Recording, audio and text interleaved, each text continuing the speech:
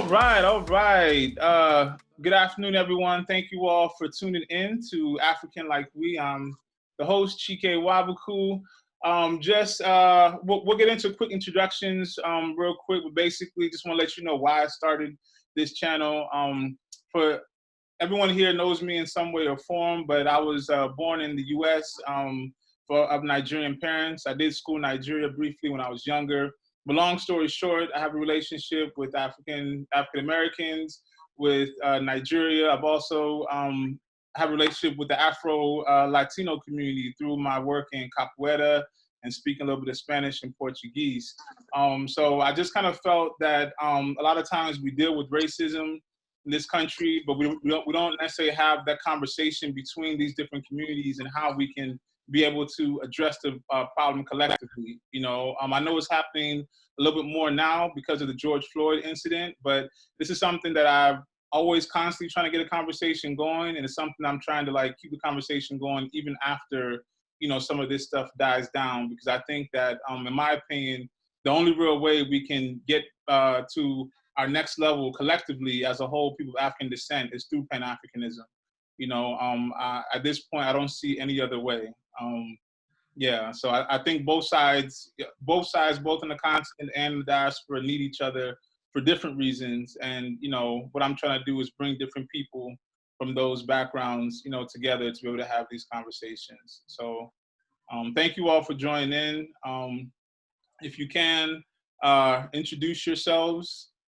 I don't know who you all are seeing first on your screens, so I'll just go with ladies first, and I will go in alphabetical order. April. There you go. Good afternoon, everyone. My name is April Okpwae. I am an artist, a performing artist, a writer, a playwright, a mother, a wife, a sister, all that. Fierce. Yes. I was born and raised in Detroit, Michigan. I've lived East Coast for over a decade. That's where I am now. I also work with young people in youth development, very passionate about that, along with my artistry. I'm excited about this. My husband is from Cameroon, and he was born and raised there. He's been here for about 20 years now, but we've just been having so many conversations always. We've been married for almost a decade, but we've had so many conversations as it relates to Pan-Africanism and how to dismantle oppression, anti-Blackness in America. And I'm excited to be here with all of you and just to continue that conversation. Most definitely. Thank you. Thank you. Blessing. I see I'm up next. AB. Okay. AB. So, hello, everyone. My name is Blessing Enekwe. I am a Nigerian American, born and raised here. Just new to coining the term Nigerian American for myself, but that's another conversation for another day. I am also a wife, a mother. I work at University of Maryland with postdoctoral scholars, so I do professional development for those who have PhDs and are continuing their training. I am everything about immigration. That was my PhD, really focused on immigration policy. And so these are conversations I've always had from growing up, but also I'm very interested in continuing to have with our African American people, as well as Caribbean Americans, and just seeing what we can do here and how that can influence in the larger realm. So I'm happy to be here. Thank you for inviting me, Chike, and I look forward to hearing from all of you. All right. Princess. Hey guys, my name is Princess Kabakole. I'm Liberian American, born here in Philadelphia. I'm a writer, filmmaker, and also a middle school English teacher. Don't have children, but I'm a world-class aunt. Very proud of that. One of my nieces is walking back and forth in front of me here. So I'm really glad to be a part of the conversation today. As of late, I've been having a lot of these conversations in my personal life with my friends. So I'm just glad to be here and meet you all. Cool. Thank you. Thank you. We're going to welcome in Jason as well. So basically, Jason, I know you came a little bit later, but basically everyone's going to do a quick introduction themselves. I'm just, ladies went first, men going second, and I'm just going alphabetical order. It's Jason, then Mike, and Quadiri. All right. Are you? Let me unmute. Okay, there we All go. right. Good afternoon, everybody. My name is Jason Harris. I'm born in Hartford, Connecticut, and currently living in Baltimore, Maryland. I've lived here for the past 20 years. Father, ex-husband. I'm a middle school technology teacher, writer, filmmaker, futurist, and this whole discussion for me has been something that's basically carried forward since I was a teenager. Just the whole idea of being a Pan-Africanist was introduced to me through the work of W.E.B. Du Bois. And then, as I grew older, I continued to investigate it myself. And, in this moment, a lot of folks with whom I have conversations who are, Africans or African Americans who were born here are, we're like making preparations like, okay, it's time to figure out like how we're going to get to the other side of the pond.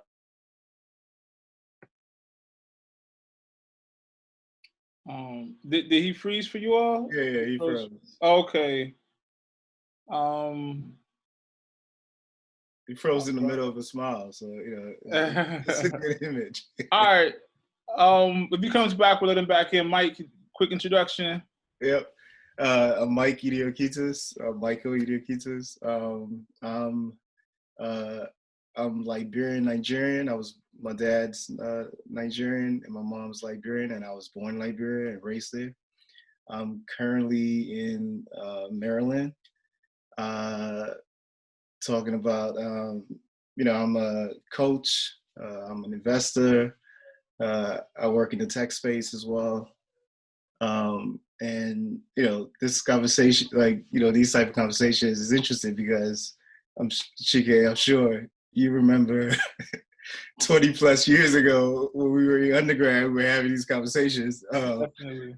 And, so this is just, it's just something we've been doing, we've had for, it would actually be amazing if we could have taped those conversations, that lasted 6-7 hours at night in undergrad. But I'm glad to be here.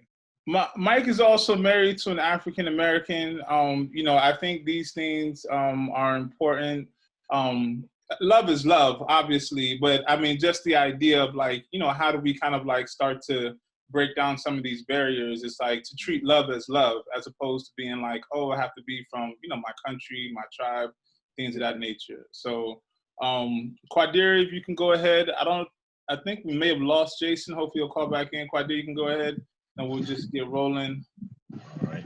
Hey guys, my name is Quadiri Bolare. I'm Nigerian American, firstborn of my family here in America. My father's Muslim, my mother's Christian. I'm coming to learn a lot more about my family as these days come along. I'm finding out even my father is part of the revolution. Father's was part of the revolutionary industry back in when Nigeria was coming up. His name was Alhaji Kadir Bolare. So learning more about my heritage and my history, and I wanted to start getting more into my African heritage with everyone else. I really didn't grow up too much around any Africans, so now I'm trying to learn more about the culture. My girlfriend is Ghanaian and American and Jamaican, so we get a chance to show how we grew up and how we have so many similarities, and I'm glad to be a part of this. So I wanted to just see if there's anyone else that has those same things. I'm an actor, I'm a writer, also invest as well. I work for a tech company that handles pharmaceutical medication, and I am a customer success manager there. All right. And thank you for that, Quadiri. We got Jason back. So Jason, you kind of introduced yourself, right? Yeah. Cool. And then also, I do want to say for the record, you know, the idea is to kind of make it, you know, mixed up as far as, you know, from different backgrounds and things like that. There are a couple people from the Nigerian side on this call. This was really kind of a scheduling thing. All love to my Nigerian people, but, you know, I know that sometimes we're a lot of us in the world, so, you know, we, you know, show up a lot, you know, but I definitely do want to, you know, keep it mixed up. Long story short, I don't want to hold everybody too long. I'll just start with the first question. What role do you think Pan-Africanism should play in the fight against social injustice in the U.S.? And anybody can just jump in. I guess rules of conversation is, you know, everybody here is pretty respectful. Just try to be respectful of somebody else, you know, and, you know, if necessary, I'll have to ask somebody to stop, let somebody else to speak. But other than that, just go ahead and speak freely.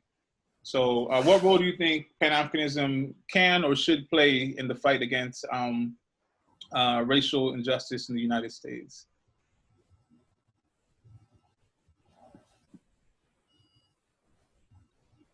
Okay, I'll start. I think it can play a primary role because a lot of what we're dealing with as far as injustice, I mean, when we really start looking at what racism is, it's a system of extraction that creates inequalities.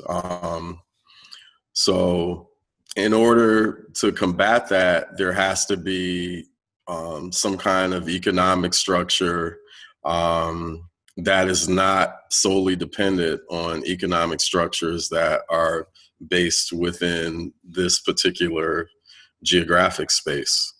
So, I mean, if we think diasporically about just the idea of having our own type of trade relations with, you know, connections on the continent, having our own way to get there and go back and forth, you know, just, you know, some of the things that we see that some of our elders in the past did, you know, Marcus Garvey attempted to bring about that type of connection.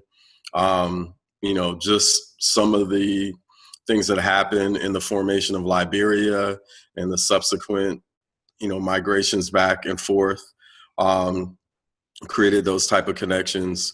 But African Americans have been kind of pigeonholed into this box of, you know, being cut off from the continent, you know, if not culturally, definitely economically. And Pan-Africanism, I feel, provides a platform for us culturally, economically, you know, spiritually, you know, academically, to reconnect in a way that means, you know, if something happens here, you know, like if something happens to someone Jewish here, you know, there's this connection with Israel. Well, if something happens here to someone who's African American or Nigerian American, and there's some kind of connection or repercussions from Nigeria or from Ghana or from Gabon or wherever, or South Africa, that creates a whole different scope to how the powers that be respond, and it creates a whole different scope of possibilities for those of us on this side. Quick question, just quick pushback. Do you think the interest, I mean, obviously in the wake of George Floyd, there's growing interest, but do you think there's genuine interest right now in returning to Africa from the African-American community? Yeah. Okay. Yeah, because even like, you know, last year with the year of return, right, there was a gang of folks that went, you know, and a lot of it is African Americans just like they feel awkward about like going back. So like Ghana makes it easy because it's English speaking country, like a British colony. So there are like cultural norms that we share. You know, it's similar to like the difference between going to like visit Honduras versus going to visit a Trinidad. In that you're going to an English-speaking country, it makes it easier. Because unfortunately for Americans, America is a country that has used its hegemony to say, you know, you got to speak English, but then it does not, it undereducates its citizens. So you have a whole disproportionate amount of our population across all ethnic backgrounds who, you know, who are, if they're American born, like only speak English. So that's crippling when you leave. I mean, it's crippling in America when you leave your neighborhood, let alone if you get on a plane and go somewhere. But all that to say, like, the interest is definitely higher. Because even, you know, I've been on this, like I said, since I was like my early 20s, like, yo, when I retire, I'm retiring in Africa. I'm going to Africa at some point.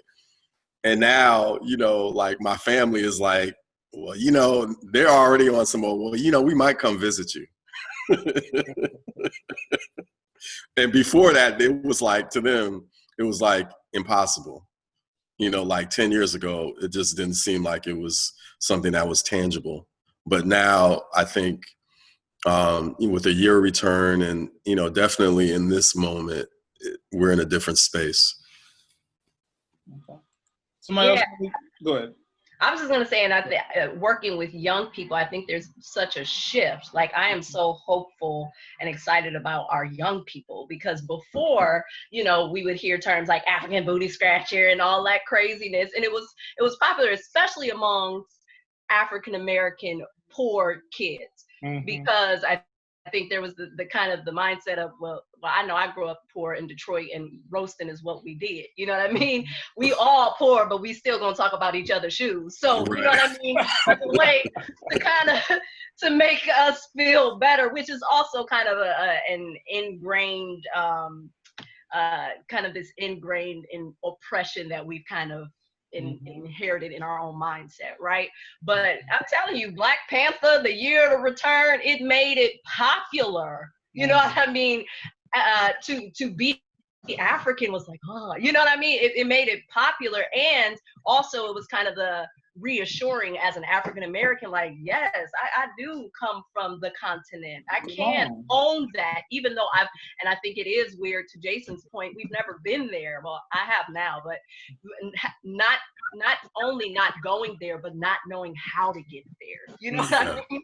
Like, seriously, like, you can't just hop on the plane and be like, I'm just gonna go here. You know what I mean? First of all, economically, some of us don't have it. And then two, going to countries like Ghana make it easier. But I went to Cameroon for the first time, and it was like, I thought I knew French, but apparently I don't really know French like I thought I did. So, but at the same time, I kind of documented through social media my experience, everything, meeting the family, going to the village, and now a strong population of, you know, my Detroit family and extended friends and things like that. They're like, when can we go? Like, and even to Cameroon, a country where I'm sure they don't speak French, you know what I mean? Or in two more, let alone the 200 plus languages spoken there, but there's an excitement about it. So, and I think even amongst our young people, there's been a real shift. So unlike ever before, like, I think just kind of owning, even as an African American, I can still connect with that lineage. Now, I've not done ancestry or African DNA yet. Let me find out I'm my husband's cousin. That's gonna be real crazy. but at the same time, I think there is a real excitement about being Black, and that connecting back to the continent. I think one of the things that has happened with Africa is that can you hear me? Yeah, we can hear you. Yeah. One of the things that I feel like, you know, growing up, is what I saw is that they stereotyped how Africa was basically people living in the jungle, people butt naked, people living with animals, and I grew up with that, you know, watching that. I went to Africa, I was like, this looks like New York. What the fuck are they talking about? I'm sorry, but what are they talking about? No. What are you talking about? It looks like New York. Everyone has clothes on. Everyone's wearing, you know what I'm saying? Everybody looks nice. It looks no different, you know? And I don't feel that because the country, people doesn't speak English, that it means that you can't go there. You know, we all go to Paris. We all go to Mexico. They don't speak, some of them don't speak English, but we go. So this is what I'm trying to say. They've always put a bad light on Africa and what it is. And they've never actually portrayed it in a good sense. And that's one of the things that's a problem. And yes, I'm glad that last year, I think, what did they call it? Afrochella?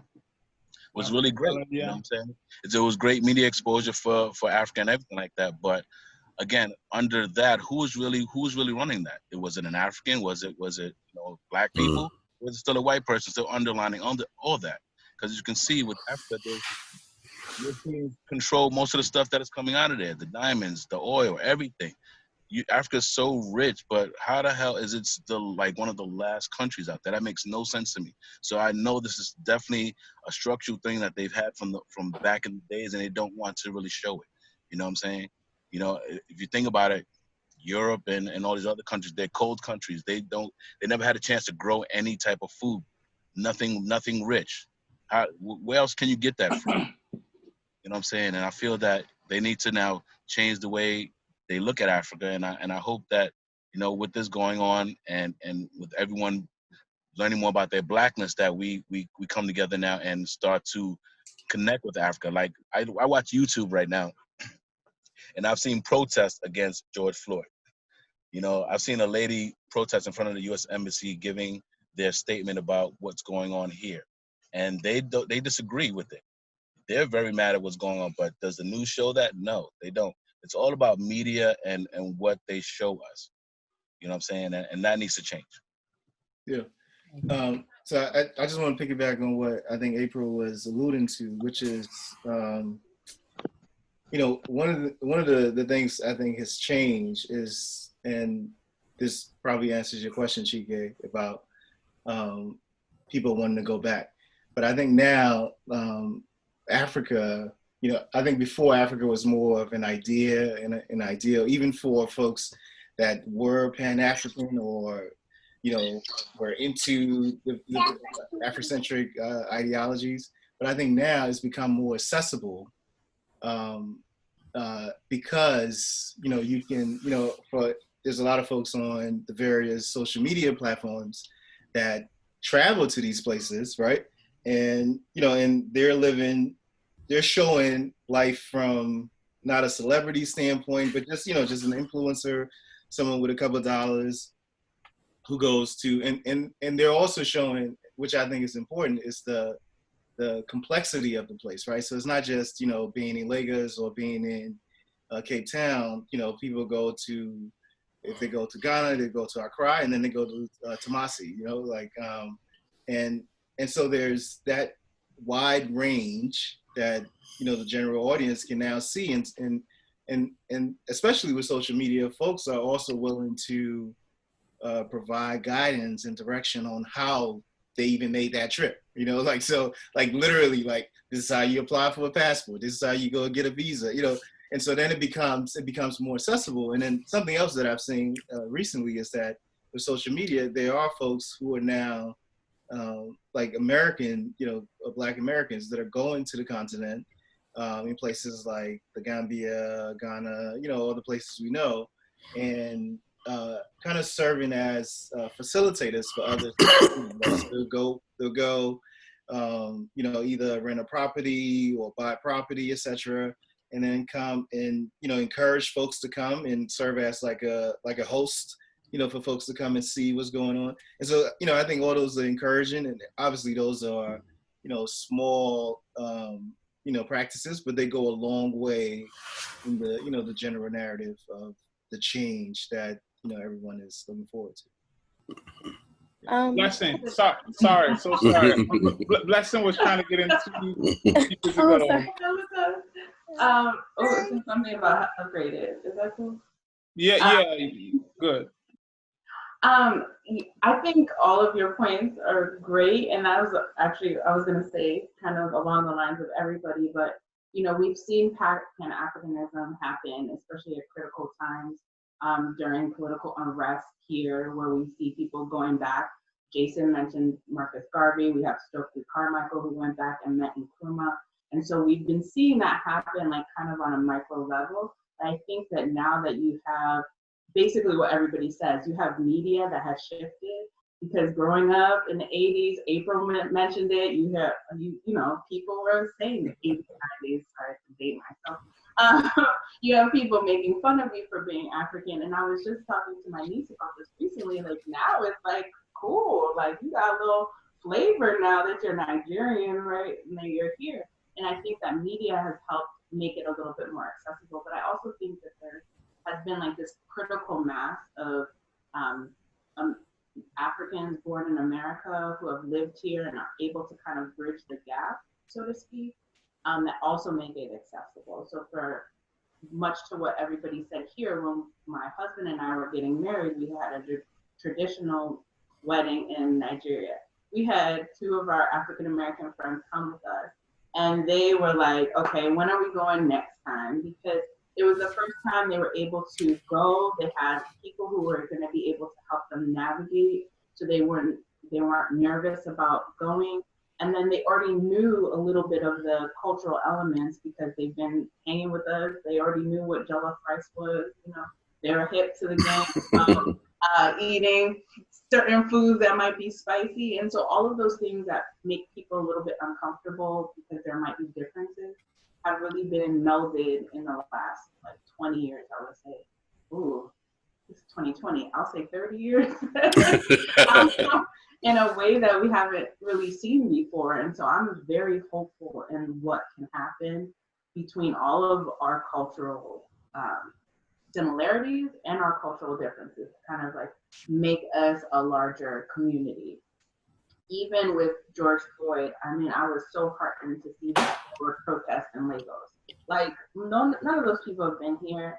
Last time I went to Nigeria, every driver that we had, and this is like not, like, we weren't rich or anything, but like every person who drove us to where we were going was asking, how are you? Like, what's going on in the US?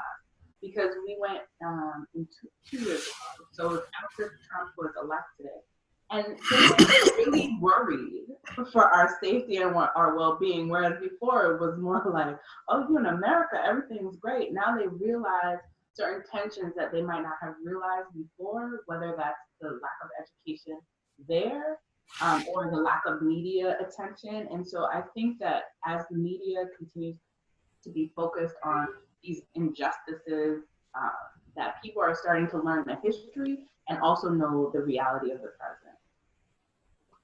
Yeah. Thank you. Princess? Yeah, I was thinking about what everybody said earlier, and I think even I as a teacher, like young people are getting more excited to be connected to the continent. And something I was thinking about is how we identify now. Like growing up for me in the States, I heard African booty scratcher. And I knew that I wasn't, but how do you explain to somebody else that you're not if all you see on TV about Africa is people putting flies on the children and dirt roads? You don't see anything that looks good. So I remember my first time visiting Liberia, I was 5. And I thought I was going for punishment. I said, why do you want to send me there? Going to be in a village? Because that's what I saw on TV. You know, I couldn't believe my parents if I didn't have the visual. And, you know, the internet, it wasn't as how it is now.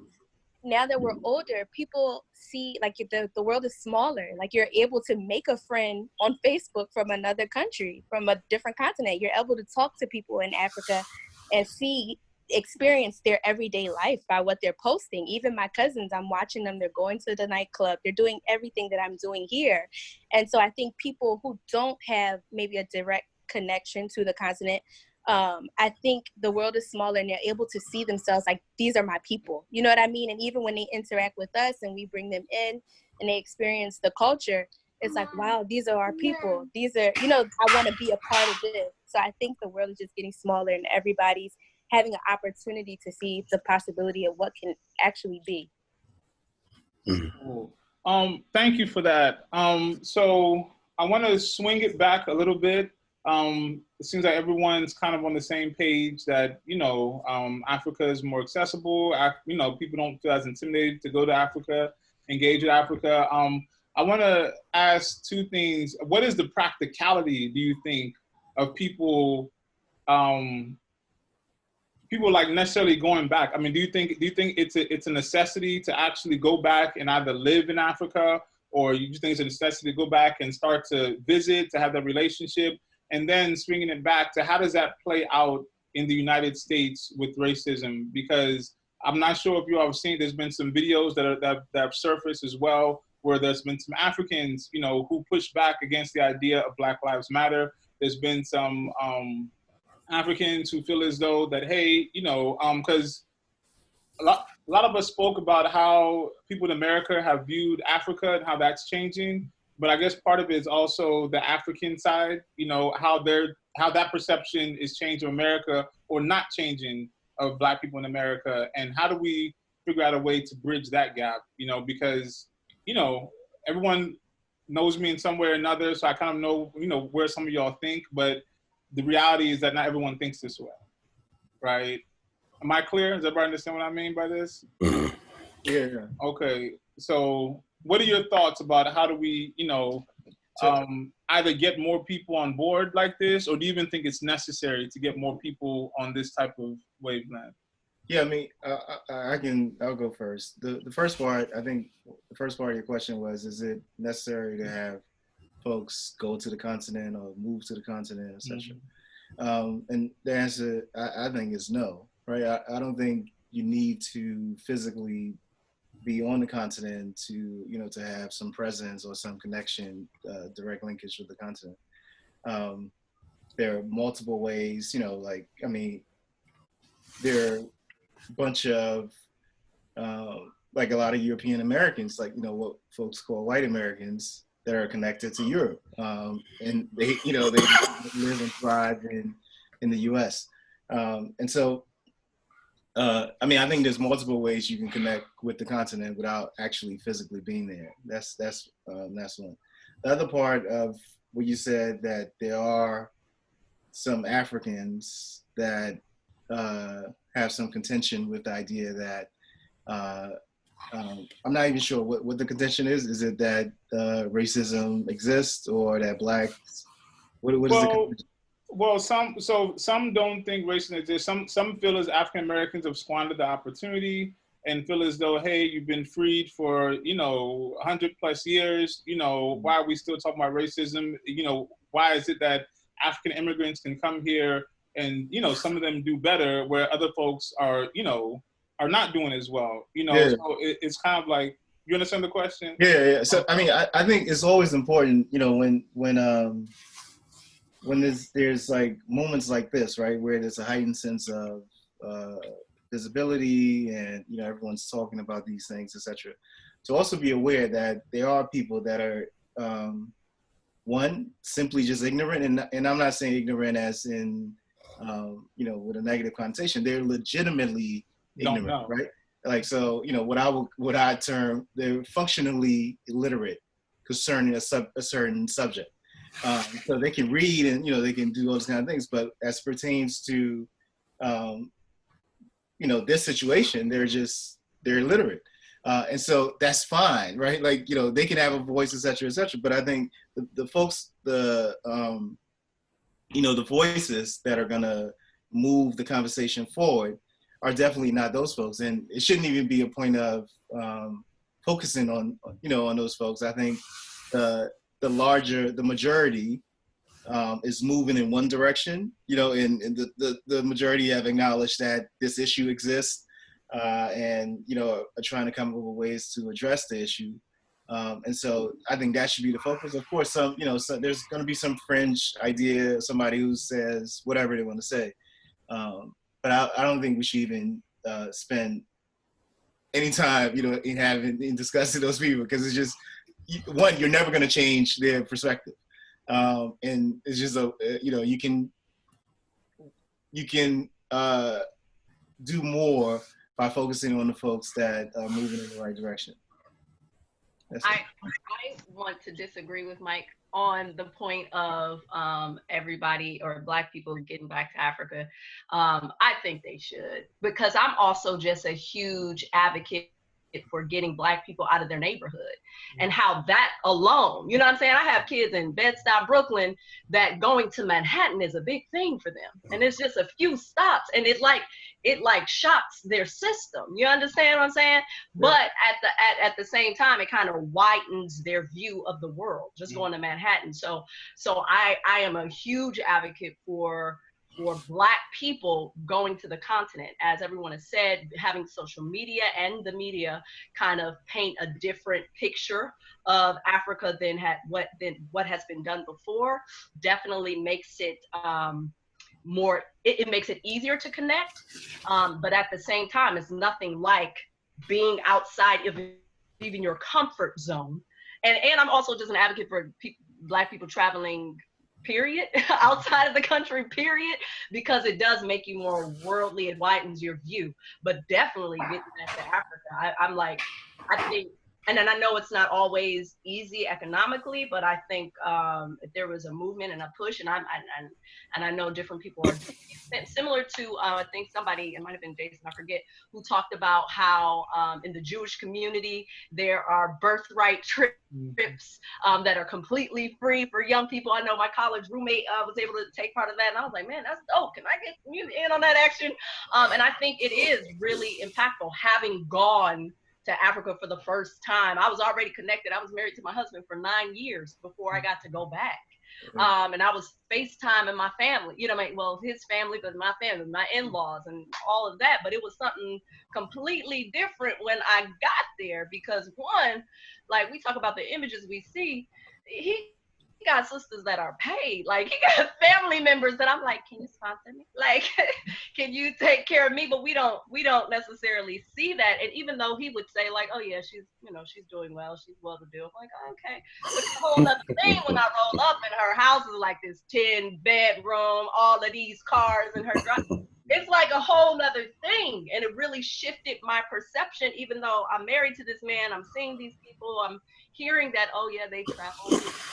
So I am a huge advocate of getting Black people back to the continent, even if it's just for a vacation or just move.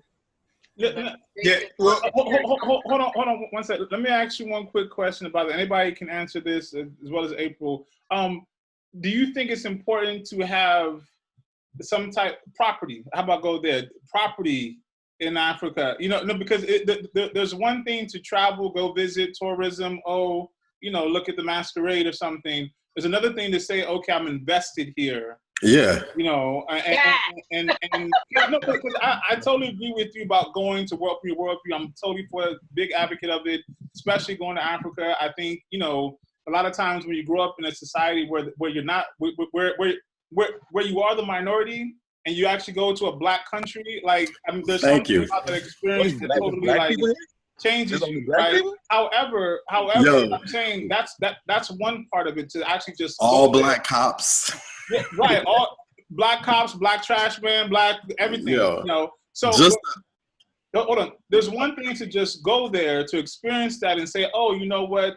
I can actually exist in an all Black space. Another thing to say, I'm invested here. And I guess part of the question is, how much investment do you think that, Blacks in diaspora need to have in Africa? And the question will go vice versa as well. How much investment? Because going back to Haiti applied for the African Union. I'm not sure. I know some of you all probably know that. Applied for African Union at one point and was denied. And that's a whole nother conversation. I definitely disagree with that decision. But it's also going back to the question, how much investment, should we have as this relationship is starting to build? I mean, anybody can. I think as much as possible. One thing is a good thing. One thing you can see is that the currency is definitely different. So our money is definitely, I think what's 100 naira to $1. So our money will go further. No, it's like 370. It's up now? Oh my God! Right now. 374. It's been a while. 374. Yeah. Okay, yeah, I was like, it's definitely like up, like 3, 4 or something.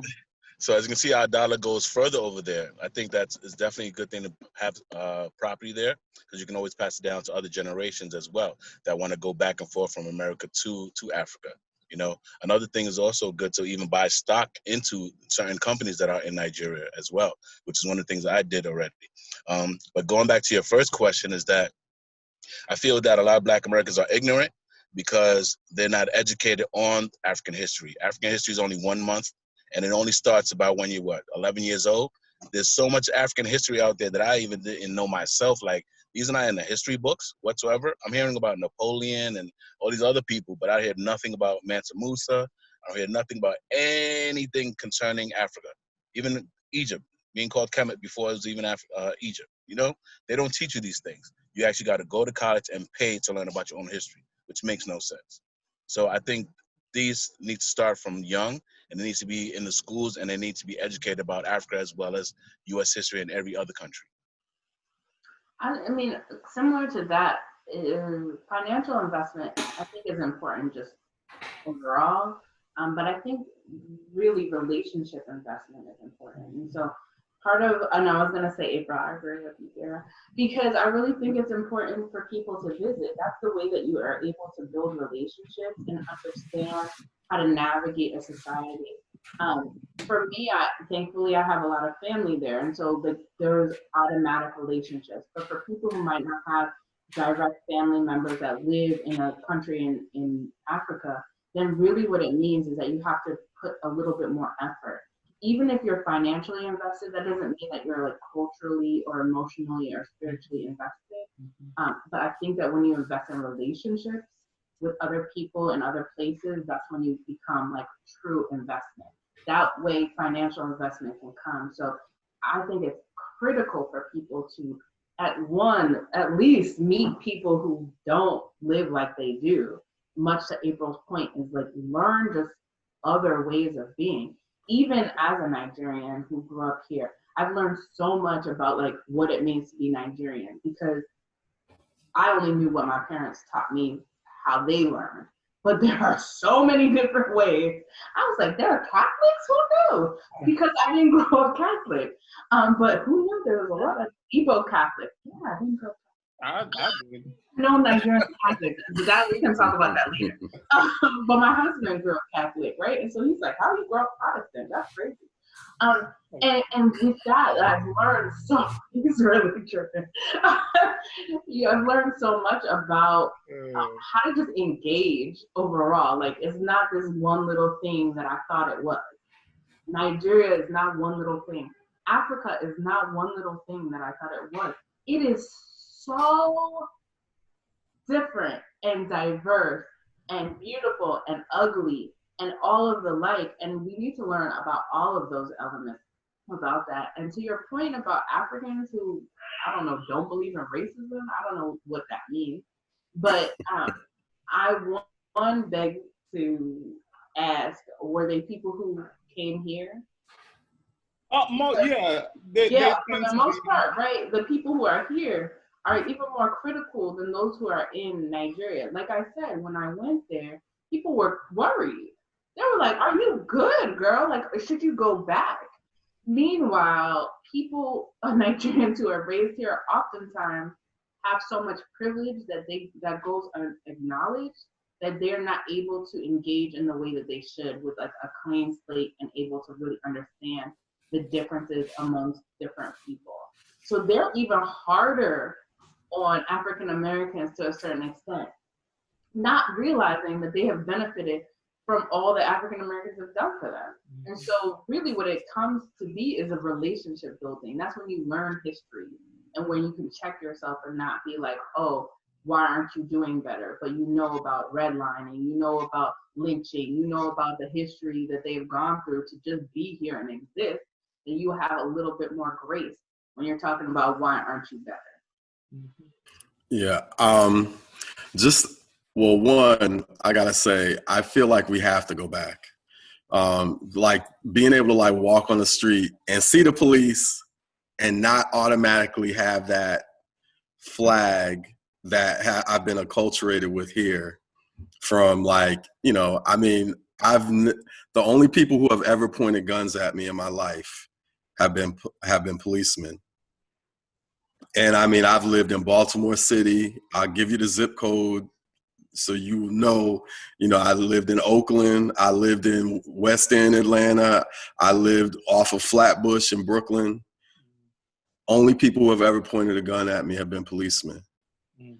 So like, I went to Kenya and I went to Tanzania 3 years ago. That was like, I finally made it across the pond.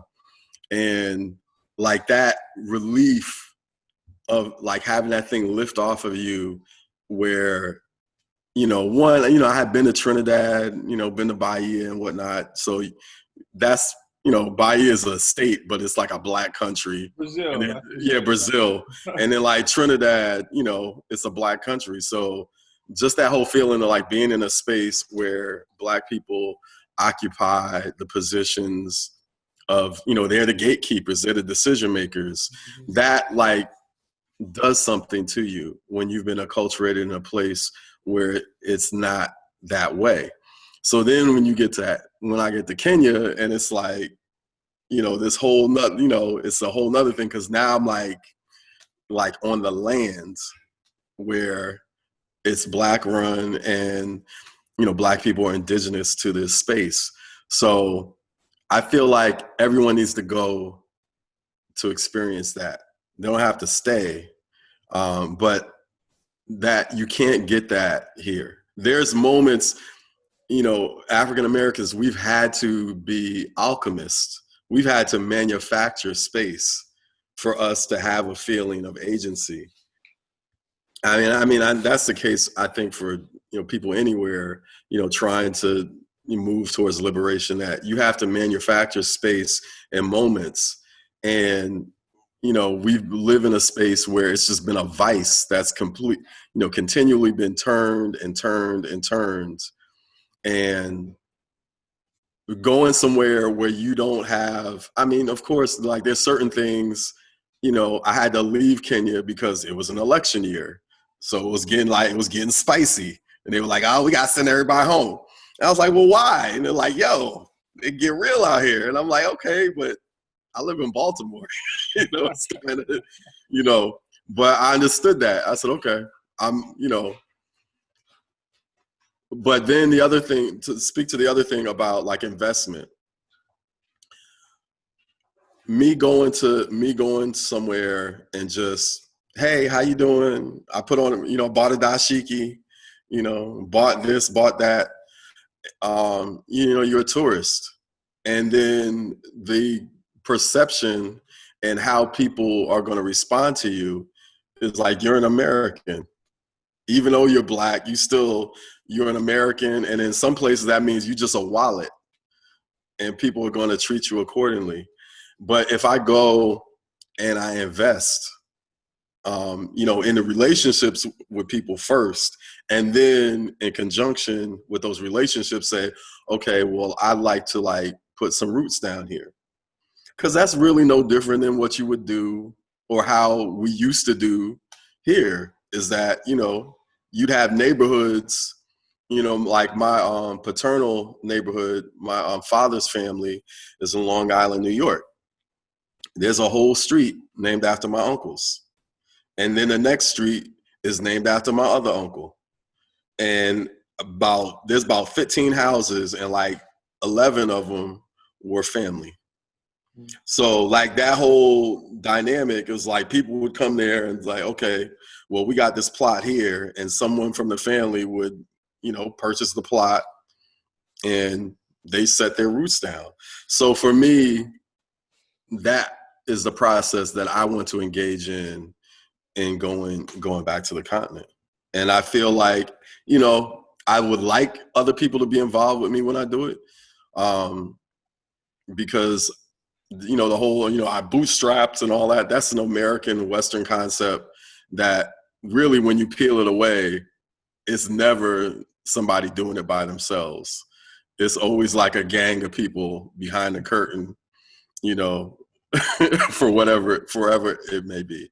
So, like I said, I believe we all should go back to make a visit. And again, going back to Israel, that's why Israel's nationalism sticks. Because all of them folks, they do their summer or their year in the Israeli army or whatever. They make their return, and that acculturates them in a way that no matter how heinous Israel's crimes, they're gonna ride for them because they're invested in it. So I feel like we have to like create the same type of cultural mechanisms for African Americans to strengthen that bond. And I feel like if we do that, those type of things that we hear on the edges of like, I've heard folks from the continent be like, well, we sold y'all. Like that's like the most gully type thing. Like, I don't even know how you respond to like, okay, and then the whole, I'm a middle school teacher. I heard African booty scratcher in my classroom this school year. Okay. And for me, the way I countered it was I was playing videos of like, the Gwar Gwar dance, like all the South African dances, like, cause the kids knew them. They were like, oh, that's that video. And I said, okay, well, this dance actually comes from South Africa. Here's the name. And here's another dance y'all know. Here's the name. So like putting positive names to things and then like connecting it to Africa, I felt like was a way to address it. But I feel as we start building these mechanisms, those type of things that we hear on the edges, from African Americans saying ignorant stuff to, people, Africans on the continent saying stuff, out of ignorance, that's gonna dissipate. Yeah. I just wanted to make clear my original comment about about not going to the continent. So it was what I thought you meant, Chike, was that to have folks go and live on the continent. I do mean that in part. No, I do mean that in part. As far as how important is it to actually go and have communities, and I do want to hear from Princess as well. But partly, both of you all have Liberian heritage, and you all can probably speak more in depth, about the Americo-Liberian experience and what that whole experience was, because that's part of what you hear on the African American side. Is that Africans are not like, let's stop acting like Africans are so willing to just take us in. That's nice that Ghana is like, come home and stuff like that. But they're just like, hey, you know what? I put in my work in the U.S. You know what I mean? So it's like, I want to reap what I sowed, and you act like, Africans are just like, hey, we just waiting for y'all. I'd be like, oh my gosh, my long lost brother and sister. And I'm not saying that, that. I mean, obviously there's some Africans who are like that, continental Africans who are like that or whatnot. But I mean, at the same time, I think there definitely has to be a real talk about a practicality. Correct. Of engaging with Africa, like what's real? Like, okay, beyond the emotional, we're reconnecting, and hey, we're all Black. Okay, once you get past that, after the first 10 minutes, it's like, what's the real experience about being in Africa? First thing, as being there, like I said, as a Liberian or having Liberian heritage, UN Princess, if you could maybe speak about that, because that was an issue in your country. Folks from the diaspora coming back. So. Well, that's a Mike. That's one heck of a story. I guess I'll touch on it really quickly, but I just wanted to just say what I wanted to say earlier about people going back. I think that everybody should at least go back once. I think that Black people in this country are in an abusive relationship with America, and our abuser has been isolating us like abusive people do in abusive relationships. They've been isolating us from our home. And a lot of time, people don't know that they can exist somewhere else. And so I feel like I hear from a lot of my Black American friends, like they're kind of living in hopelessness. I tell them like, hey, you should black out. We shouldn't be, buying things on a certain day. Let's stand together. Let's be in solidarity. And it's this thing of, nothing's going to change. They have accepted in part a way of like, nothing's going to change. I'm just going to do what makes me happy now, even if it's detrimental in the long run, because they have seen so much abuse at the hands of this country. And I think going somewhere else and establishing a relationship there will give you a sense of pride to know, like, I don't have to accept this. For people who can't get there, and this is leading into I guess, what went wrong in Liberia. I think that over here in the United States, we cannot depend on the schools to educate our children about our heritage. I am a teacher, and you go ask my employer, I'm constantly getting in trouble because I refuse to teach the nonsense that they're telling me to teach my children. For example, I got in trouble this year because I told my students that John Smith was a rapist because they had it in the book that Pocahontas was his best friend that we were reading, and I refused. So I think we have to be responsible. And I know some cultures, they have like a after school program where they teach children like their heritage, you know what I mean? And that's how they instill that pride into them. And I think over in Africa, on the continent, we need to be teaching our people there about the struggles of Black Americans here, you know, because they hear about America as a whole and they hear about the American dream. And even my cousins are like, America's great, America's that. I'm like, not for us, you know? And so I think that it works both ways. We need to be teaching our family in here in the States, and we need to be teaching over there. Now, as for what I think went wrong, and my mother's side of people are of the Americo-Liberian tribe. They don't call themselves that though. And then my father, they are indigenous Liberians. What went wrong I'm sorry, can you explain to maybe folks who may not know what Americo versus indigenous is? Indigenous are the people that were there when those who returned went back. So those who returned who? Sorry.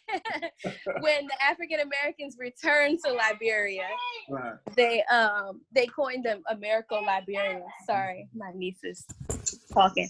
And so what went wrong is that everybody the people who came from the States wanted to kind of impose like that American way of life on the indigenous people, and it kind of like had like a long-standing struggle between the two. And me growing up in a household where my mother is from that side, and my mother's name, and I think I said this to you one time, Chike, my mother's name is Marley Jones. You know what I mean? That's not a very African name.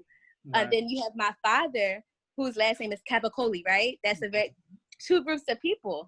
And you hear the Americo-Liberians, they call themselves the civilized, and they refer to the indigenous people as the country people, and then vice versa. And there's always been a struggle between the groups. I see Mike laughing. Have you had to deal with that too? Yeah, I mean, I grew up in Liberia, so this is not. Oh yeah. So it's like, you know, it really is. It's a ongoing thing, and I think things will slowly get better. But I think what needs to happen this time around is people here in the States can't go to a place that already has an established culture and say, this is what you need to do.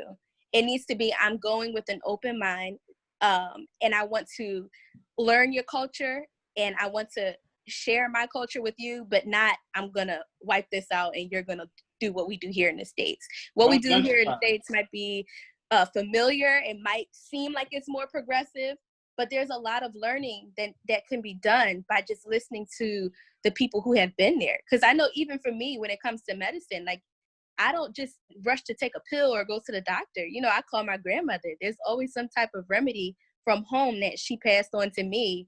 But I wouldn't have known that if I was only dependent on the things that I know here in the U.S. Oh, I saw someone else. Someone else wanted to respond? Well, there is so much, but I think African Americans do kind of, like I was saying earlier, inherited that internalized racism and colonialism, which is what happened in Liberia in terms of, well, let's change it to fit. That we know that doesn't work.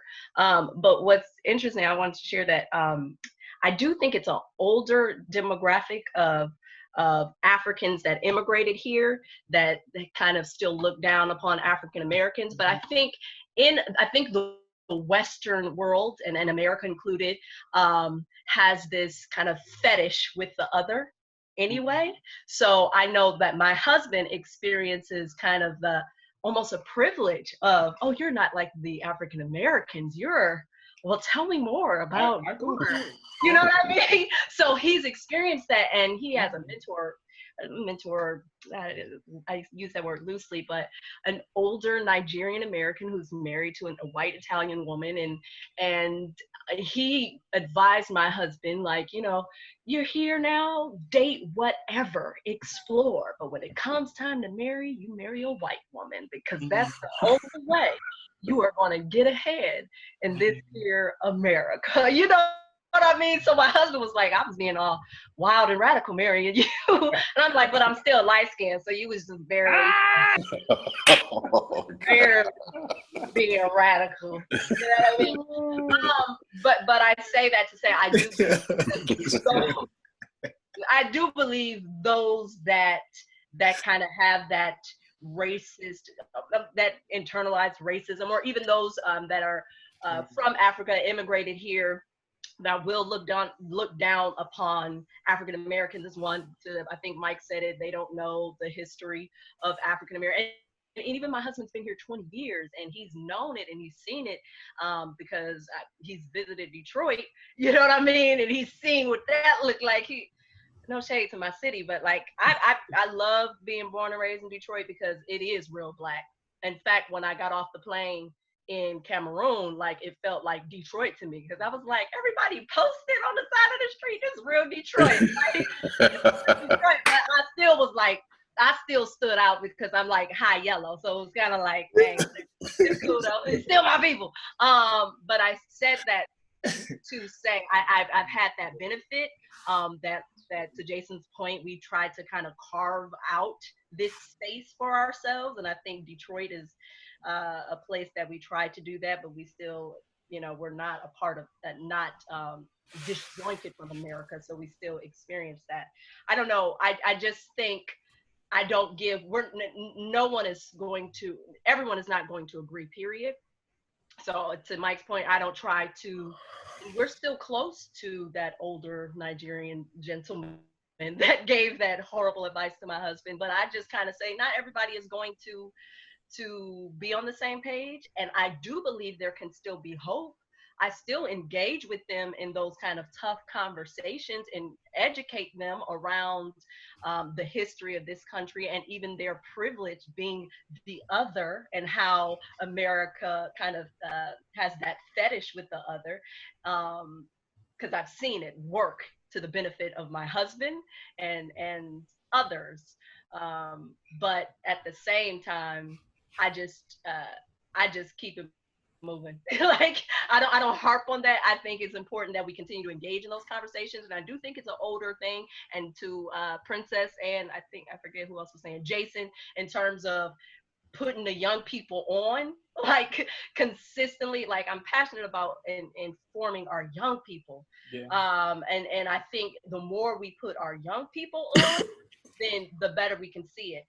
I do think strongly, I agree strongly with Blessings as it relates to having that that investment, not just financially, but that the relationships. Yeah, that relationship investment is so key. I got my Cameroonian brother-in-law asking my husband, like, hey, did y'all march? Were y'all out there protesting? and I did. My husband had to watch the kids for me. I'm like, I'm out, hold down the fort, I'm going. And he was like, got you, go ahead, write this on your sign. I was like, got it. But my brother-in-law and our family in Cameroon are learning more about the African-American history and of systemic racism. And even my husband, who's been here for 20 years and has said he didn't know racism until he got here. In the 3 states that we lived on, he got stopped by police with the exact same language. You fit a description. And he's 6'6.5". Homeboy is mad tall. Like, how many, basketball players is just roaming around here fitting this description? You know what I mean? So but even in recent, with the death of the murder of George Floyd, even he has had kind of a deeper understanding of systemic racism. He's been here 20 years. He's experienced, he's been a victim of that racism, but even now he's been digging deeper in the history. Like, he got MLK playing around the clock. I'm surprised he's not playing them right now. I'm not even joking. Like MLK, Malcolm X, just playing around the clock so he can dive deeper into the history of it. And I definitely want my reparations. I'm about that. And I've already said, if I get my reparations, I told him this several times, I'm immediately trying to get that property in Cameroon going. Like, Word. boom, let's go. You know what I mean? And along with continuing and not going in with the mindset of, yeah, I got my spot now. No, but going in with building the relationship with the family there and the culture there. Sorry. No, that was great. About reparations, I honestly don't think 350K is enough. Honestly, but I know. But that's a whole. That's a bag, yo. But no, it's something. Don't get me wrong. You better take that don't bag. Get me wrong. Per person, not per Yeah, I know. Per person, I get it. Let's be clear. Family, hey, you know, some dudes out here with 7 kids. It's just like, you know, that's we're crazy. balling. I get it. So not to keep everybody too long, I guess I'll just try to wrap it up with one last one. There are a couple things. This has been great. So just as far as like building that relationship, you know, we talk about teaching African history and African American history, things like that. With Africa being so diverse, as we've all alluded to, you know, what do you think is the best strategy? Because part of it, even like out here, I was just talking to my wife, who's Jamaican. That's a whole different thing. But you're just talking to her about it. It was just kind of like, yeah, you know, they have the Chinatowns, they have Little Mexico, Little Italy, things like that, or kind of April alluded to, like, you know, trying to carve out a space but still feeling separate. You know, and then some of the circles that, you know, helped to raise my consciousness, they talked about, you know, when the African American community went for integration, that's when things kind of like started to like, you know, dissolve within the community, as opposed to when things a little more it was harder. However, the community was more together. I mean, do you think that, not necessarily segregation, but I mean, you know, you can bring your own assessment. Do you think something like that is needed now in these times? And then if so, how does that play out with the diversity of Black people? Hope the question's clear. Okay, so is it needed now here in the United States? Is it needed now here in the United States? Okay, yeah, yes. First and foremost, you know, because everyone talks about buy Black, but it's like, okay, how does that really play out? I'm about practicality these days. Like, how does this really like play out when we're talking about Pan-Africanism? What we have to understand, like right now, like who I've been studying, Angela Davis has been saying the same thing for like 40 years. And I feel like she needs to be centered in discussions about how we're addressing racism in this country. And in addition to her, because we kind of box her in as she's the lady who talks about prisons and the prison industrial complex. But when you get into Angela Davis, what you understand is that the prison industrial complex is just one iteration of structural racism. So there's another author, scholar named Ruth Wilson Gilmore, who is a contemporary of Angela Davis, and she's a geographer, and she's also someone who talks about prisons, but she talks about it from the framework of what she basically calls herself an abolitionist. So like this whole discussion now about defunding the police and abolishing the police, like I'm all about that, because what we're talking about when we say abolition is that what Ruth Wilson Gilmore talks about is that capitalism is what requires inequalities in order to function. And racism is the mechanism that capitalism utilizes in order to solidify the inequalities to protect its existence. So racism as a structure is just one iteration of these systems. The prison industrial complex is also part of it. The education system is also part of it. And like that opened up this whole thing for me, because when you know, as a teacher, and I know Princess can speak to this, is the, you know, like when you're teaching in public school and you like okay, you need simple things. Like, you know, and I'm a technology teacher, so my students we did robotics, we did electronics, we did sustainable energy. Like, I gave them everything this year. But I had to like do it out of my pocket. And then you like, if you go like in Baltimore, for instance, if you go into the county, or if you go like, you know, a couple counties over and you go to a school, and all of a sudden you see like a computer lab with brand new computers, a whole line of 3D printers, robotic arms, like everything. And you're like, how is it that the city that is the economic driver for an entire state has a deficit every year in regards to education?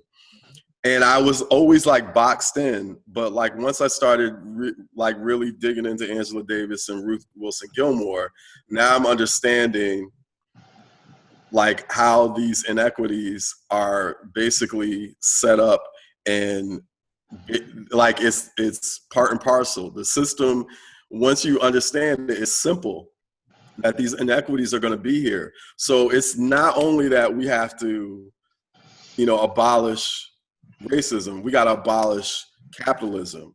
So the whole idea of buy black, like, you know, what does that mean?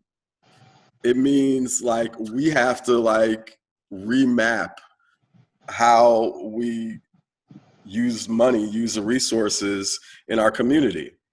You know, we're acculturated to like, oh, I gotta get some clothes, and you know, I don't have a specific shop to go to. I'm gonna go to Target. I'm gonna go to a blue navy jeans, or like what, you know, all that garbage. And they set it up in a nice big plot where everything's in the same place, and we only have one. They make it convenient for you to participate in the machine. And we have to be conscious, like in the same way that we manufacture space, we have to manufacture our own economy. Like we have to consciously say, okay, I'm gonna go to this restaurant. It's gonna take half an hour longer. It might cost $4 more, but you have to juxtapose that against how much longer is that dollar that you're spending going to stay circulating within the community. And we have to like give that to our children. So like, instead of them going to these corner stores and buying candy, why aren't we taking over the bodegas? Why is it the Pakistani, the Turkish? I've never seen an African bodega Ever. My man, like, there's a dude in Baltimore who is just opening one, who actually like has been doing everything else, and he's opening one in West Baltimore. All the bodegas, like those are like basically function in the same way that the Target and Old Navy, they're convenient. So we don't even have to think about it. Have you ever noticed that it first went to Vietnamese, Koreans, then it went to Spanish, and then it went to Arabs? And Black people have never owned a bodega, for me, in any inner city that I've ever seen. It's never been, I've never seen it, you know? So like we have to start from there. Like we have to like all the way around, like create the space where we are thinking consciously about the economics and how we're spending.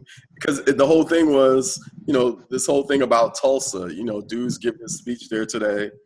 Black Wall Street survived getting bombed. The first place where citizens were bombed in the United States survived. After all that, they actually rebuilt. Integration is what killed Black Wall Street. But the whole thing was, when it flourished, you know, it had its own airstrip, it had its own hospital, it had its own newspaper, it had everything. So people didn't have to think about where they were going to shop. They didn't have to think about where they were going to go to the doctor. They didn't have to think about where they were going to send their children to school or worry about it. All of that stuff was self-contained. So we have to, in order for us to do that, that's really like what abolishing means. It's like us taking control of the structure. And I'll shut up. Can I add on to what Jason was saying? I think in addition to that, we have to train our minds to start giving our people a chance. And I thought about that today. There's a woman here in Philadelphia. She started like some type of mobile nail salon. And I will admit her nails, I don't really love them. She's getting there. But everybody was so quick to like talk trash on this woman's page, just put her down. And I think that we go into these stores where the Asians own them, the Latino people own them. They talk about us in their language. I understand some Spanish, and I've heard them saying stuff. If I've ever gone to a Dominican salon, the Asians follow us around the store sometimes in my neighborhood. And so we allow these people to give us terrible service. But when it comes to our own, we're so critical. And I think we need to, amongst ourselves, not make it okay to be like that. Go to our people who are business owners and kind of like, in a friendly manner, give them ways to build themselves up. I think they should also possibly, we need to just come together and like make some type of organization somewhere where like Black people who want to create their own companies or business can actually go to and feel that they can get the loan that they need. Like you guys saying, we have necessities. We have to go to Koreans. We have to go to all these other different places to get our necessities. There's not really any Black stores that are available for that. Even I used to go to Harlem. Harlem is changing now. Hardly there are any really Black stores out there. Everything is almost gentrified. It's hard to now find these companies and businesses, and there needs to be some way somehow that we can come together and create them. I really think that everything is really strategic, what's going on, and systematic. The gentrification is also to divide and conquer us. You know what I'm saying? I feel like they're trying to bring slavery back. Eugenics was created. There's this book by Lathrop Studdard. He talks about how immigrants come into this country and Black people, they were threatened. White people were threatened by us. So white supremacy is what they created. And this goes through corporate, this goes through jails, it goes through everything. And in some way, we need to change that. Like, they have this thing called the susu. And, a lot of our communities are into that. Now, I'm kind of scared to get into it because I'm like, okay, what about if I put my money into it? Now my turn comes around, I want to get my money. You know what I'm saying? And that's where I feel like I'm kind of messed up at. I don't even trust my own people. And that sucks. And that really sucks. And I feel like that is what we need to get back. They've broken us up so much. We need to get that trust back with each other so that we can now trust in one another to help build each other to become better and have our own peace. They have 3rd Avenue over here on 149th Street. It's fully African. There's a lot of Africans over there, but it's like a small little square area. You can buy African food like jollof rice and other different authenticities, but there's nothing else. There's no African laundromat. There's there's no African hospital. There's nothing Black African owned, and that's what we need to change. And I hope that we can come together and I'm going to start as well changing myself to help these organizations such as like Susu to become successful and pass it on. So I just think we all just need to work together. That will help. Can I say one small thing? That's a key thing with the bodegas. Those people, like the Pakistanis and all these people that come over here, they do not go through banks in order to acquire those properties. So the whole idea of creating our own financial instruments is of paramount importance. And Susu, I don't know what to tell you, bro. Like I helped start one a few years ago. It's, the ethics behind it, like the banker can't cheat on that. I mean, I know there are situations where that has happened stateside, but that ain't, that's like, I trust a Susu more than I would trust Bank of America. Like, for real. Okay, gotcha. Blessing, Mike. Can you repeat the original question? I was just listening to everybody like, yes. Yeah. So the original question, I guess the condensed version is in working with ourselves right now. So I kind of compared it to the whole segregation and integration. Do we need a quote unquote form of segregation at this particular point? because people talk about buying black and things like that. I'm like, what does that really mean? And what does that mean in the context of Pan-Africanism? So I agreed a lot with what Jason was saying in terms of capitalism. We're very married to capitalism. And so the idea that, sorry, my kids are here. They woke up. The idea that we can circumvent these large corporations, it only can be done without with breaking down these walls that we have in ourselves. We're very, very focused on corporations. I mean, people are now really think that corporations are people. They're like, oh, I don't want to hurt Target. That doesn't make sense. And so yeah, I don't know what that is, because I think Africans are almost more into capitalism than African Americans. So I don't know what can be done about that, but I've been trying one person at a time to talk to them about it. It doesn't really work very well, but I keep trying. I mean, speaking of, for example, like Quaker Oats, they just admitted that, it's now the emblem is a racism. Shouldn't we get reparations for that? Since you're admitting that, really? Like Hitler admitted that he killed all those people in the Holocaust. So they got reparations, right? Where's our reparations for that? But that's a corporate company and they own a lot. Johnson & Johnson, these companies been around for a very, very long time, and they are part of that systematic issue that we're having right now that's passed down on to all the other companies. I have a map on my, I think I put on my Twitter, of all the big, large corporate companies and how they have the umbrella of how it all connects back to that one source. They all follow the same game plan.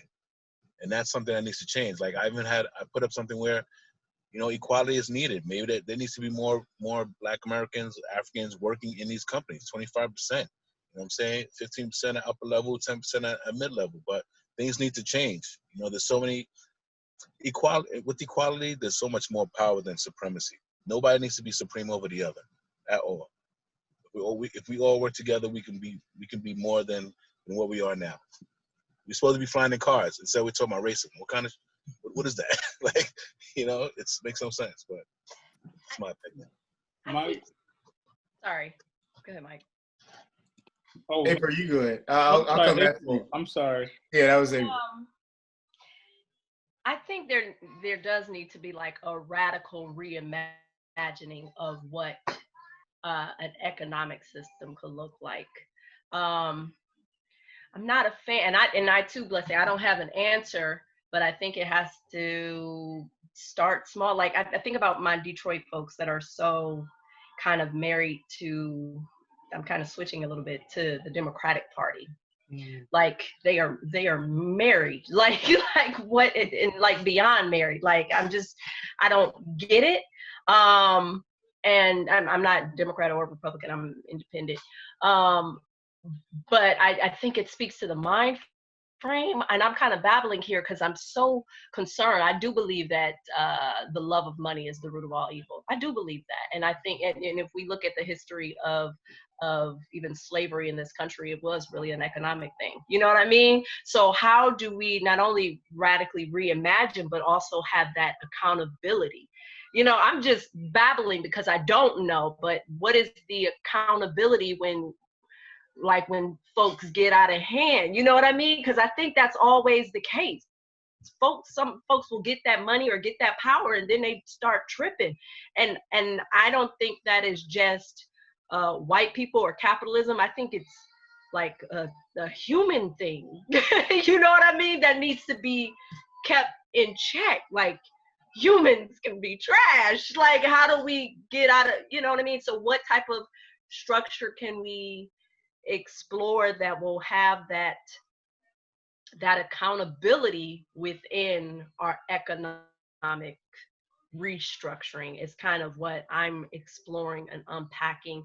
To Quadiri's point, there is I have a friend of mine who just started something called Black Wallet, but I think it's BLK Wallet. And I can't remember if it's .org or .com, but one of the things they do is not only kind of gather all the Black-owned stores and companies at their website, but they also kind of help in terms of the plan for that. It was just launched yesterday. She's a very smart young woman. So it was just launched yesterday, but there's ways in which I think that'll be supportive. And I know I try to do it even within my family. We try to do, what's it called? The susu? Is that what it's called? Yeah, they got different names now. Trying to do it, but even like amongst my brothers and sisters, I'm like, I don't know about her. She can be shady. She can get an attitude and be like, I'm not doing it. It's like, I don't, so again, I'm kind of speaking to that accountability. How do we hold people accountable as it relates to the economic stance? And just when you talk about almost segregationist in some way, like having our Black community, but within that, how do we still, within that frame, because Detroit was hella Black at one point, I mean, but now we see gentrification happening all over the place, and even downtown Detroit is like unrecognizable. I didn't grow up seeing a white person in Detroit. It was like, oh, look at that, an exotic white person. Like, but now I go downtown and I'm the minority, and that's like, whoa, like here. Why do I say that?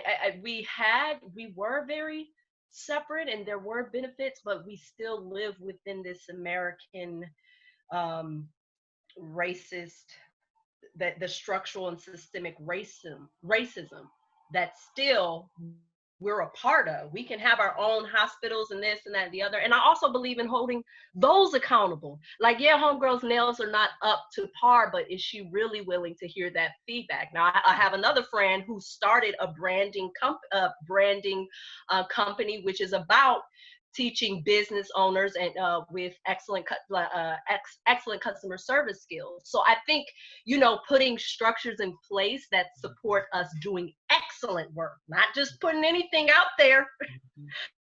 And I think it is really so much of a mentality thing too. So how do we create an environment where people feel safe and know that we are in it for you, so that you can hear this feedback, and we're also going to hold you accountable, not on some shady, like being nasty to one another, but supporting our collective growth. I don't have the answer, but it's something that I've been kind of battling with recently and practicing in terms of supporting Black businesses and things. But I think it's big.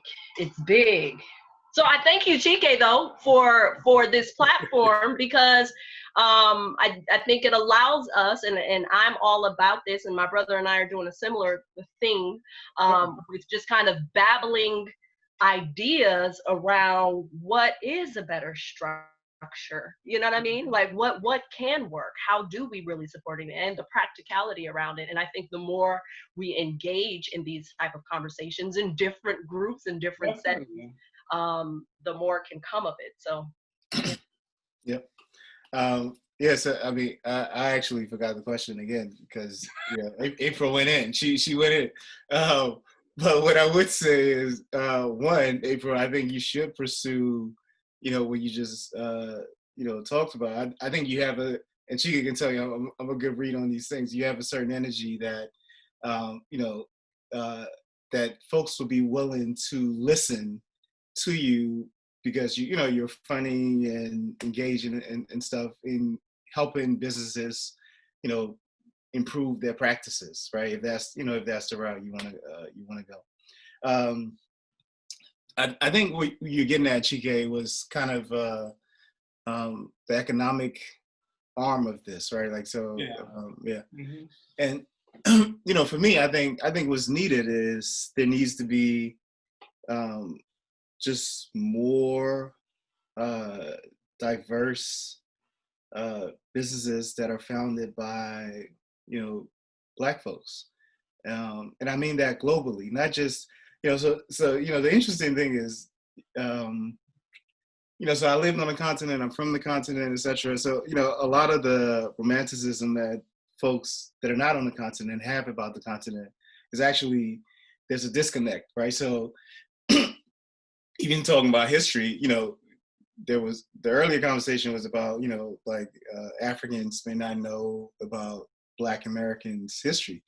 The reality is, in the school system in, all the African countries, you don't know about African history. You don't know, so that's the reality. The history we know, or we're taught in in most of in all, I'm not even gonna say most, in all the African states are the history of the colonizers, and so that's just the way it is.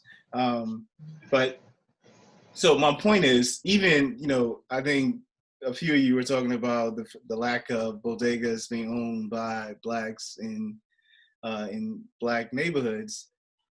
That reality is the same if you go in Lagos, if you go in Accra, or whatever it is. The supermarkets,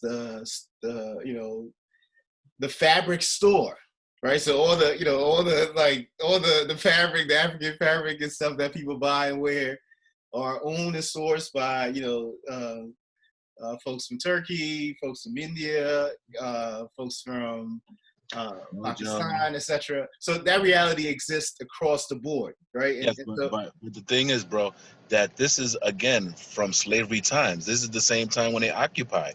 Belgium occupied certain areas of Africa, Turkey as well. There are a few other countries that occupied Africa and left them to right and how they are right now. So what they're doing right now is still in the fabric of these countries and still taking from those countries as well. And so my point is really just, what I think is needed is, I think the issue is multi-pronged, right? And so, like, a lot of times I think we focus on more so, say, the political aspect of it or the educational aspect of it. And the aspect I've always been, Chike, that I've always been interested in has been the economic and the financial aspect and ownership and creating corporations and investing in companies that can scale, and to the point where these companies are great, they're providing great services and great products. It just so happens that the founders and, the C-suite and the board happens to be African or Black, or African American or whatever it is. And, until we get to, for me at least, I think until we get to that point, it's a major gap to close, right? So we can have, I can say I have a company or a t-shirt business or whatever it is, and I say it's Black owned, etc. And I just, cater to kind of like a lifestyle business that just caters to like my neighborhood or just Black folks in my area. That's fine.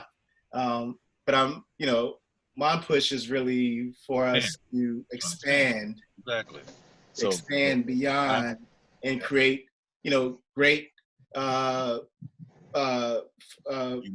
processing businesses, great web service business, great businesses that are just great businesses and providing a great service and great products and helping out, and then that money, and the resources that's gained from that enterprise can be spread however you want to spread it. And that's that's a piece that a lot of us haven't been privy to. So I think it doesn't even come into our consciousness, right? So we know the narratives of, say a political struggle with, say, Dr. King or Malcolm, the Panthers, etc. But there hasn't been this piece about, really focusing on the economic piece of it. And I think it's something, that's something I'm interested in deeply. That's a conundrum that we're dealing with, though. Is like, because of like being in the system, we don't have the generational wealth to like go and start a web services company. We could start it in, we still living in mama's house in the basement.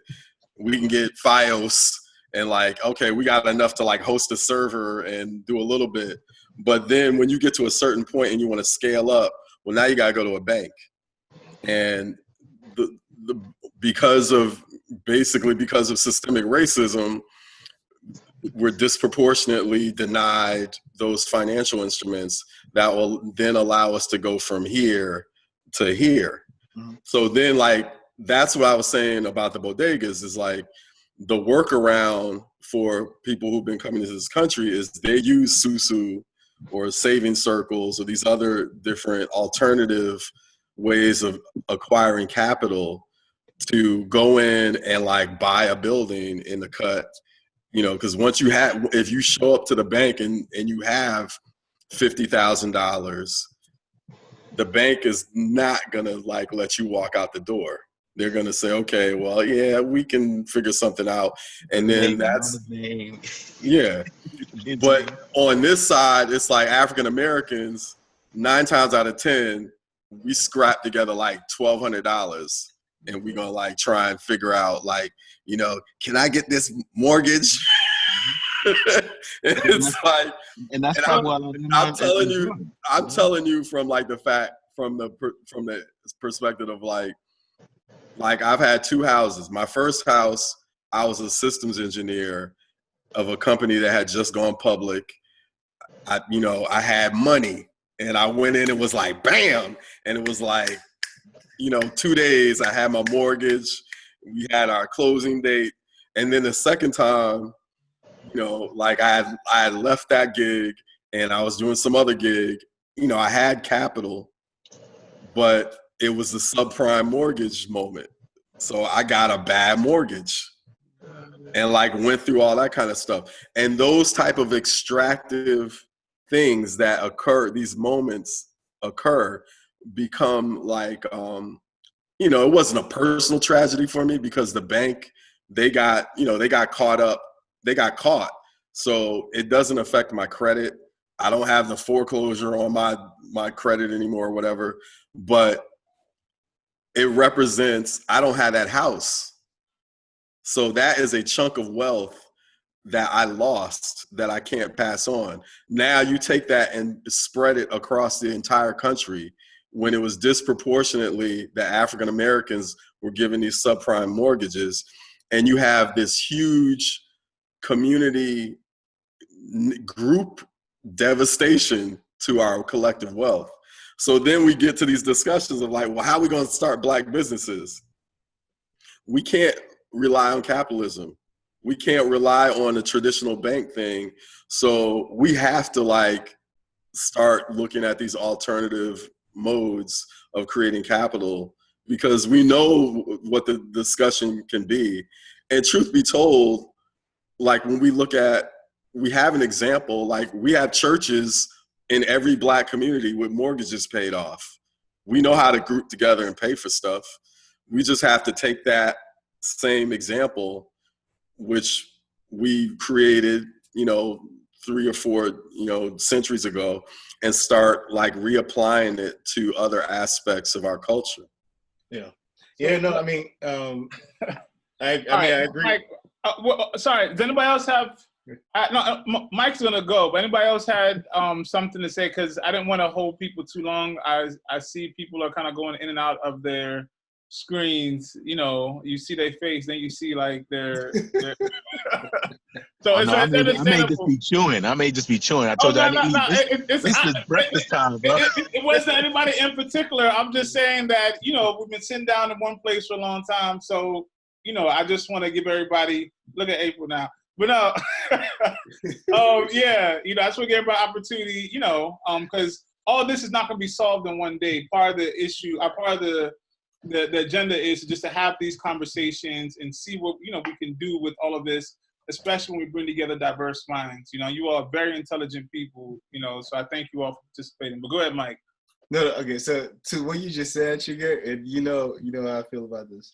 I also think something we should all be aware of is not everything needs to be public, right? Mm-hmm. And so, a lot of the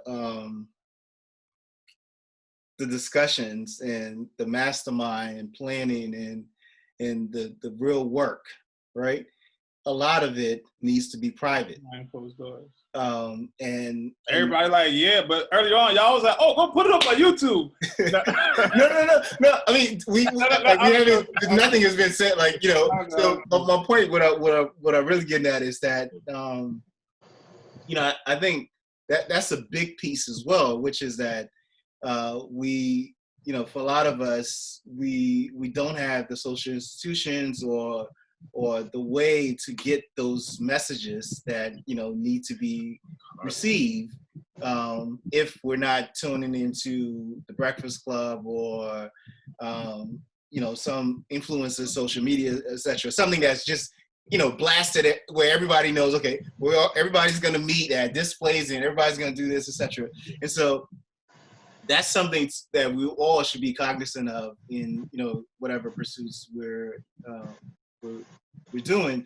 And the simple fact is that not everything needs to be public, and a lot of it shouldn't be public. It should be an iceberg, right? So it should be, where there's things that folks can kind of see your movement, and get some idea of what's going on, but have no idea what's really going on. And so that's one piece. And, to your piece, Jason, the reality is, there are folks out here, I guess it kind of ties into what I was saying earlier, that knows a lot of ways around a lot of the barriers with the system. The issue, I think, for one, is a lot of these folks are doing things in silence because they, whenever they, it's kind of like they just gotten tired of trying to bring people along, and people either having suffering from a learned helplessness, syndrome, or they are so stuck on the reasons why this wouldn't work. I think, Quadiri was talking about, like, so even the susu, right? Something is a basic, financial practice that, we've all been practicing, everyone's been practicing this for centuries. So my point is, there are people out here doing the work. There's people with the knowledge that knows how to get, capital, or get access to capital, or, form small organizations or investment clubs, or whatever you want, like whatever it is. And I think people need to tap into, find those CEOs in your circle, right? When I say CEOs, they're not actually CEOs, but it could be like there's a member in all our families that everyone knows that is serious, right? Like they really study things. They don't just talk off emotions or, just whatever it is. They study things. They actually make things happen.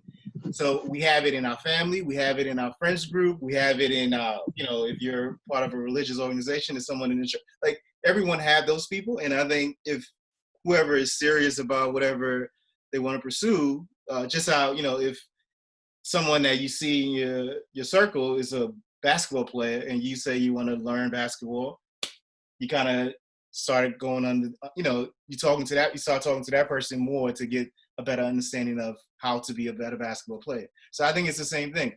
There are CEOs throughout our life, and we just need to tap into those folks and then build from there if we're really serious about whatever we want to do. So yeah, that was it for me.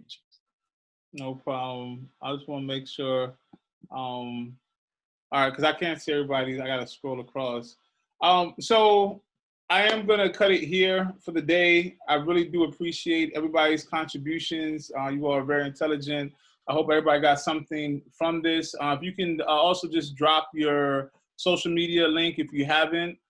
And then also, I guess one thing to think about also, part of the reason why I asked that last question was just like also in the context of Pan-Africanism, right? Because it's like, if we're going to banks out here in the U.S. that are not giving it to us, maybe we have to start changing the banks that we are going to, and it's like, hey, maybe that is, seeing, okay, we're the rich Africans, you know what I mean? They have that movie, Crazy Rich Asians, you also got some crazy rich Africans too, it's like, and it's just about finding that kind of, to Mike's point, finding the people who kind of on that wavelength, because this whole thing is about how do we work, with our diversity, right? Because, even here in America now, we're all Black, but, we all come from different walks of life. Even if it's both African American, somebody grew up in DC and grew up in Detroit, two different experiences. You know what I mean? And same way somebody from Liberia, Nigeria, she said, oh, but anyway, you get the point. I'm saying Africa's diverse, Black people diverse. We got to figure out how to work with our diversity. But I appreciate you all. If anybody has anything last thing they want to say or drop or, plug their business, go ahead. Otherwise, we shall link again when we link. I just want to say it was a pleasure listening and talking to all of you and getting to know all of you. I've never met any of you, but this was great, and I appreciate being part of the community. Thank you. Yeah, thank you, Chike. Most definitely. Nice meeting everyone. It's definitely nice to meet all of you guys, and I'd love to be a part of this again. Hopefully I can bring more to the table next time. April, did you go to Cass Tech? You already know. As soon as you said Detroit, I was like, I know she went to Cass. What's Cass Tech? Yeah, I must say, April, you're hilarious. Detroit got two kind of black people. People that went to Cass and people that went to Southwest. Tech is a high school. It's a high school. Oh, high school. Okay. Well, that's how you ask. If somebody black from Detroit, you ask them, like, what high school you went to? That's what's up. And you know, like 9 times out of 10, they done went to Cass. Peace, y'all. Have a great rest of the day. Peace. Happy Father's Day to those tomorrow. If I don't speak to you, happy Mother's Day. If I didn't say happy Mother's Day for the rest of y'all, or not the rest of y'all, but to the women on the conversation. But much love, and we shall. Father's Day, bro. No, I said happy Father's Day to all the fathers. Oh. I said for tomorrow, and I said happy Mother's Day as well, even though it's past. Yes. Oh, okay. Right. And happy Auntie's Day, Princess. Thank you. Definitely. Yeah. Nice to meet you all. All right. Thank you, Chike. All right, most definitely. Thank you, bro. Thank you. All right, peace.